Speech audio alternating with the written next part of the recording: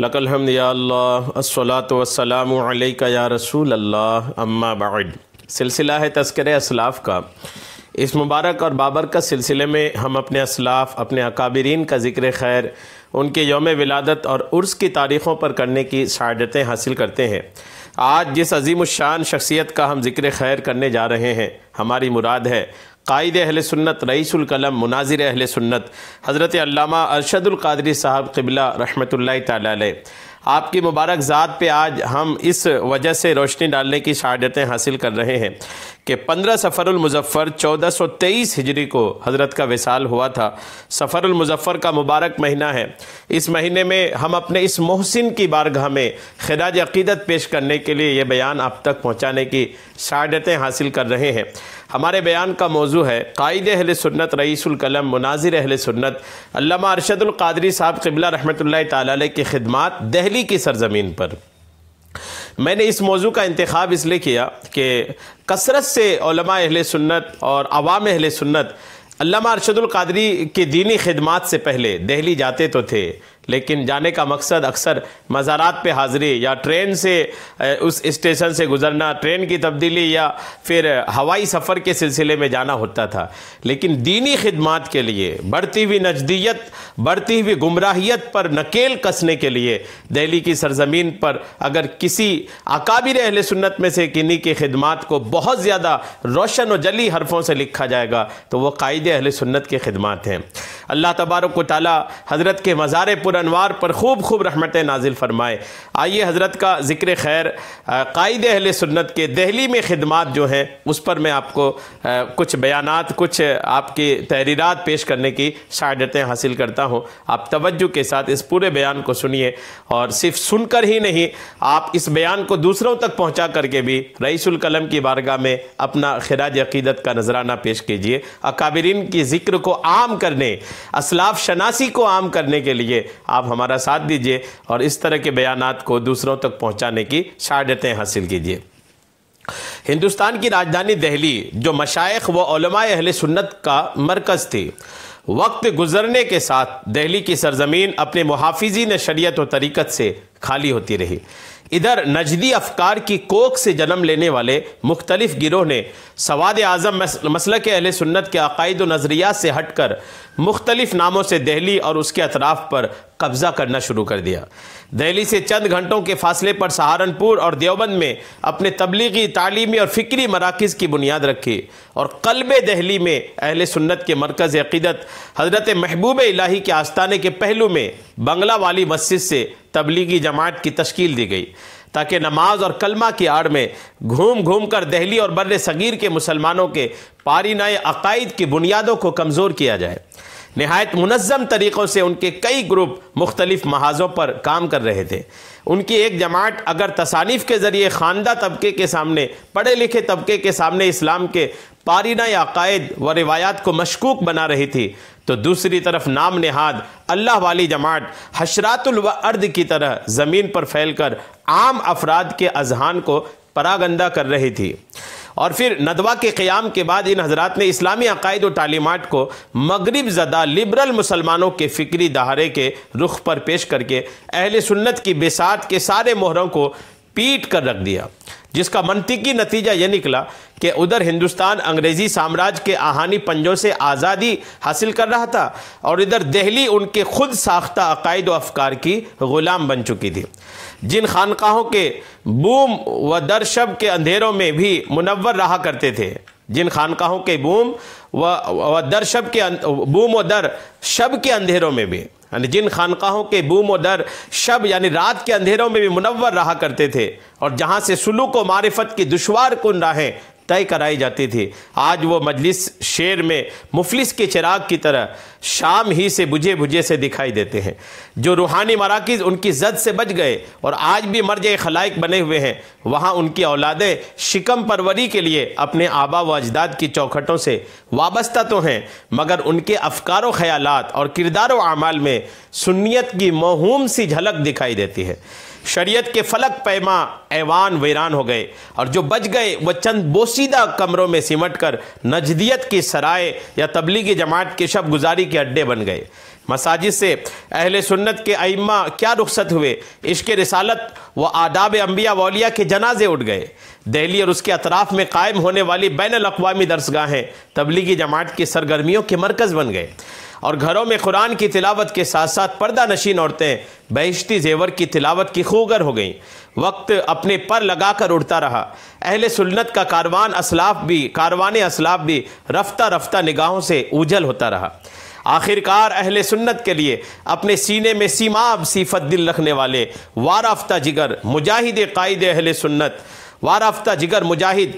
अहले सुन्नत रईसुल कलम हज़रत अल्लामा अरशदुल क़ादरी अलैहि रहमा व रिज़वान 20वीं सदी की 8वीं दहाई में इल्म फ़न, सियासत व क़ियादत और शरीअत और रूहानियत की दारुल सल्तनत दिल्ली की तरफ मुतवज्जे हुए और जामिया हज़रत निज़ामुद्दीन औलिया जैसे अज़ीमुश्शान और अपनी नौइयत के मुनफरिद इदारा के लिए एक आफाकी मनसूबा तैयार किया जो फ़ारिग़ीन उलमा को बैनुल अक़वामी ज़बानों में तालीम और असरी तकाज़ों के पेश नज़र दावती तरबियत दे सके। दिल्ली में हज़रत अल्लामा ने अहले सुन्नत की सरगर्मियों की निशात सानिया के लिए जिन सब्र आज़मा मुश्किलात व मसाइब को गले लगाया और बेयारो मददगार एक बंजर ज़मीन को लालाजार बनाने की जिस तरह इस अजनबी शहर में आबला पाई की, वो तारीख़ का एक हिस्सा बन गया। जिस ज़माने में आपकी क़ियादत व इल्मियत की शोहरत हिंदुस्तान से निकल कर पाकिस्तान, यूरोप, अमेरिका और अफ्रीका के मुख्तलिफ़ ख़ित्तों में गूंज रही थी, उस वक्त आप बस्ती हज़रत निज़ामुद्दीन में एक छोटी सी मस्जिद के बोसीदा कमरे में टूटी हुई चटाई पर बैठकर दिल्ली में अपनी इम्मत रफ्ता की बहाली के लिए, अपनी शान व शौकत की बहाली के लिए मंसूबा तैयार कर रहे थे। अहले सुन्नत वल जमात की शान व शौकत की बहाली के लिए अपनी शान व शौकत जो उलमा अहले सुन्नत की थी, सुन्नियत की थी, उसकी बहाली के लिए आप मंसूबे तैयार कर रहे थे।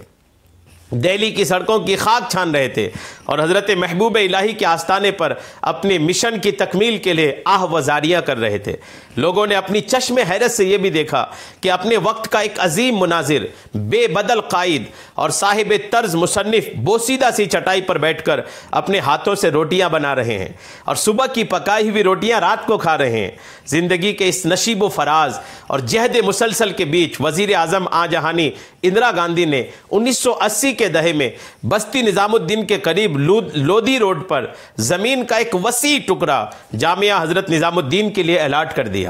मगर किस्मत अभी इतनी मेहरबान थी। आखिर 1984 ईस्वी में इंदिरा गांधी का कत्ल हुआ और हज़रत अल्लामा की उम्मीदों का शिराजा भी बिखर कर रह गया। इंदिरा के कत्ल के नतीजे में दिल्ली और उसके अतराफ में हिंदू और सिख फसाद भड़क उठा, जिससे जहां हज़ारों बेगुनाह जानें तड़पती हुई लाशों में तब्दील हो गईं, वहीं हज़रत अल्लामा के सजाए हुए हसीन ख्वाब भी हकीकत से महरूम हो गए। इंदिरा गांधी के कत्ल के बाद कांग्रेस की वज़ीर मोहसिना कुदवाई, जो उसी वजारत से ताल्लुक़ रखते थे, हज़रत अल्लामा को किसी दूसरी जगह ज़मीन अलाट करने के बहाने उनसे असल ज़मीन के कागजात वापस ले लिए और इसके बाद दूसरी ज़मीन के अलाटमेंट का वादा कभी पूरा ना किया गया। बरसों हज़रत अल्लामा की कोशिशें सियासत के गलियारों का तवाफ़ करते करते दम तोड़ दी। वैसे भी सियासत में इक़्तिदार की दहलीज तक रसाई के लिए किए हुए वादे कब पूरे होते हैं। आजहानी राजीव गांधी ने जब वजारत उज़्मा की कुर्सी संभाली तो हज़रत अल्लामा ने उन्हें उनकी हुकूमत का वादा याद दिलाया, मगर इन वादों की तफ्तीश होते होते कई बरस गुजर गए और जब आरज़ुओं की तकमील का वक्त आया तो राजीव गांधी ज़िंदगी से रिश्ता तोड़ गए और एक बार फिर हज़रत अल्लामा के मंसूबे ज़मीन पर उतरने से महरूम रह गए। आखिर अपनी बिखरी हुई हिम्मतों को जोड़कर एक बार फिर उन्होंने अपने तई ज़मीन के हुसूल के लिए मुल्क व बैरून मुल्क के गयूर सुन्नियों को आवाज़ दी, जिसके नतीजा में जाकिर नगर ओखला में जामिया हज़रत निज़ामुद्दीन के लिए ज़मीन का एक बड़ा हिस्सा खरीद लिया गया और सुन्नियत के मरकज़ की खश्ते अव्वल पहली बुनियाद रखी गई। इधर जामिया हज़रत निज़ामुद्दीन औलिया के प्लेटफॉर्म से हज़रत अल्लामा ने अपनी सरगर्मियों का आगाज़ किया और दूसरी तरफ अपने साहबजादे मोहतरम गुलाम रब्बानी साहब को दिल्ली में सुन्नियों का एक इशाअती इदारा मकतबा जामे नूर कायम करने का हुक्म इरशाद फरमाया। ये वो दौर था जब अहले सुन्नत का कोई भी इदारा दिल्ली में ना था और गुमराह कुन नज़रियात पर मबनी किताबें दिल्ली की दुकानों और मकानों की जीनत बनी हुई थी। आपने अपने साहबजादे को एक इशाअती इदारा कायम करने का हुक्म फरमा तो दिया, मगर आप अच्छी तरह जानते थे कि बदअकीदगी की जद पर दीनी शौकतों के लिए सुन्नियत का चिराग जलाना कितना मुश्किल होता है, मगर इस्लाम और सुन्नियत की सरफराजी के लिए उन्हें अपनी ही नहीं अपने खानवादे के हर फर्द की कुर्बानी अजीज थी। दिल्ली में जब मकतबा जामे नूर कायम हुआ और धीरे धीरे जब उसकी किताबों और इशाअत की खबर मसलकी तासुब में गिरफ्तार दिल्ली के दिगर इशाअती इदारों को होने लगी, तो एक तूफ़ान बदतमीज़ी सुन्नियत के इस इशाअत खाने का तवाफ़ कर रहा था। सुन्नियत की किताबों की इशाअत पर इन इदारों ने उसे कुफ्र और शिर्क की तरवीज के मुसावी गर्दाना। बाज़ ने दुकान की दहलीज पर चढ़कर गालियों से नवाजा तो चंद एक इज्तिमाई बाइकाट करने का मंसूबा बनाया। इन तमाम मसाइब से गुजरते हुए मकतबा जामे नूर ने जिन चंद किताबों से अपनी मुहिम का आगाज़ किया था, उसका गिराफ बढ़ते बढ़ते अहले सुन्नत की तकरीबन 300 किताबों की इशाअत तक पहुँच गया और हज़ार बंदिशों के बावजूद ये लोग अहले सुन्नत की इशाअत पर बंद ना बांध सके। और फिर एक वक्त ऐसा भी आया जब यह अहले सुन्नत का वाहिद इदारा जो तन्हा बदमजहबियत से बरसरे पैकार था, तन्हा नहीं रहा। उसकी इस मसलक की जंग में रूह फूंकने के लिए हिंदुस्तान के मुख्तलिफ हिस्सों से अहले सुन्नत के इशाअती इदारे दिल्ली में कायम होने लगे। रिजवी किताब घर, फारूकिया बुक डिपो, मकतबा नईमिया, कुतुब खाना अमजदिया, रजा book depot, मकतबतुल Medina Dawat Islami, Islamic publisher और कादरी किताब घर इसी सिलसिले की कड़ी हैं। आज सुन्नी अकाइद पर मुश्तमल उर्दू, हिंदी और अंग्रेजी में हज़ारों किताबें इन इशाअती इदारों से तबाह होकर न सिर्फ दिल्ली बल्कि मुल्क व बैरून मुल्क के एक बड़े हिस्से में पहुँचकर इस्लाम और सुन्नियत को जिला बख्श रही है। दिल्ली की मजहबी उर्दू मार्केट में दाखिल होते ही ऐसा महसूस होता है कि अहले सुन्नत की एक इशाअती बज़्म सजी हुई है, जिसका नतीजा ये निकला कि कल तक जो लोग इन किताबों की इशाअत को कुफ्र और शिर्क की तरवीज समझते थे और उसके मुताले को सनम कदी की कुंजी, आज वो तमाम इदारे उन्हीं किताबों को खुद शाये कर रहे हैं। यहाँ तक जो किताबें सुन्नी इशाअती इदारों की ज़ाती मिल्कियत हैं, उन्हें भी चोरी छुपे ये इदारे शाये करने से बाज नहीं आ रहे हैं। उन्हीं को थी मैं से नफरत, यही थे जाहिद, यही थे हजरत, ज़रा इनसे कोई पूछे अब इनके हाथों में जाम क्यों है। अकाइद की बुनियाद जब हालात पर रखी हो तो इन्हें ज़मीन बोस होने में एक लफ्ज़िश ही काफ़ी है। 1984 में अल्लामा अरशदुल कादरी के ही ईमा पर कारी मोहम्मद मियाँ मजहरी दहलवी ने सुन्नियत का तर्जमान माहनामा कारी निकालना शुरू किया और सुन्नी नज़रियात पर मुश्तमल मजहबी सहाफ़त में एक अहम रोल अदा किया। 1988 ईस्वी से हज़रत अल्लामा मौलाना यासीन अख्तर मिसबाही ने माहनामा हिजाज जारी किया और साथ ही एक अजीम तसनीफ़ी व तालीफ़ी इदारा अल-कलम की बुनियाद रखी। माहनामा ने जहां अहले सुन्नत के फ़रोग में एक मुअस्सिर किरदार निभाया, वहीं दारुल कलम के क़याम ने हज़रत अल्लामा की सरगर्मियों को यकीनन रिफ़ाक़त और तवानाई बख्शी और 1998 ईस्वी से मौलाना यासीन अख्तर मिसबाही की इदारत में रज़वी किताब घर के ज़ेर एहतमाम माहनामा कंजुल ईमान निहायत पाबंदी के साथ शाये हो रहा है। इधर 1994 ईस्वी में जामिया हज़रत निज़ामुद्दीन औलिया के बाकायदा क़याम के बाद हज़रत अल्लामा की क़ियादत में अहले सुन्नत की इल्मी व तबलीगी सरगर्मियाँ अपने उरूज पर पहुँच गई और जमात की इल्मी तारीख़ में एक नए बाब का इजाफ़ा हुआ। हमारे जो तलबा सिर्फ मदारिस की चार दीवारी को ही इल्मी दानिशगाहों का मुंतहाई कमाल समझते थे और दरस निज़ामिया को इल्म फ़न का नुक्ता उरूज, उन्हीं जामिया ने इल्म फ़न, ज़बान व अदब और दावत व फ़िक्री की एक नई दुनिया से मुतारिफ़ कराया। नतीजे के तौर पर अंग्रेज़ी व अरबी ज़बान की तालीम व ताल्लुम का एक नया मिजाज पैदा हुआ। मदारिस के बोसीदा टाट पर बैठने वालों को मेज़ व कुर्सी पर तालीम हासिल करने का सलीका आया। एक कमरे में चंद अलमारियों पर मुश्तमल बेतरतीब किताबों को इल्म फ़न का सरमाया समझने वालों को यूनिवर्सिटियों